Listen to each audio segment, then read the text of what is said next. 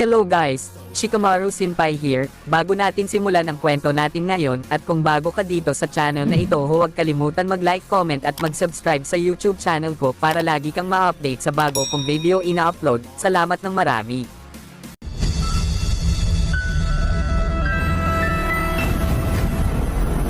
Ang Earth Grudge Sphere ay isang ipinagbabawal na pamamaraan na may kakayahang labanan ang mga limitasyon ng mortal. Narito ang isang pagtingin sa kung ano ang kaya ng kakaibang kapangyarihan na ito. Ang sansinukob ng Naruto ay puno ng mga kakaibang pamamaraan na nagtutulak sa mga hangganan ng mga mortal na limitasyon, ngunit iilan lamang ang kasing lakas ng Earth Grudge Sphere Technique. Nagmula sa treasure troves ng village hidden in the waterfalls. Ang Earth Grudge Sphere Technique ay isang ipinagbabawal na jutsu na may kakayahang baguhin ang wielder sa isang otherworldly na nilalang na katulad ng isang immortal.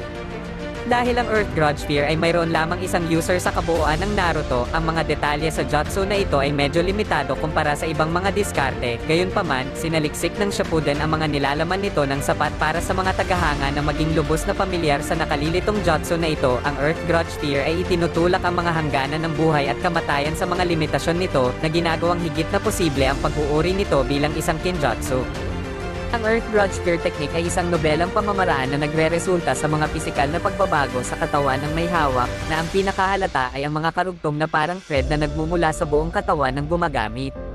Ito ay nagbibigay sa wielder ng ragdoll na hitsura, na may mga joints at limbs na tinatahi kasama ng mga itim na sinulid. Dahil ang pisikal na katawan ng gumagamit ay hindi nabuo, ang gumagamit ay binibigyan ng ilang mga kakayahan at katangian na lubhang nagpapataas ng kanilang pangkalahatang kahusayan.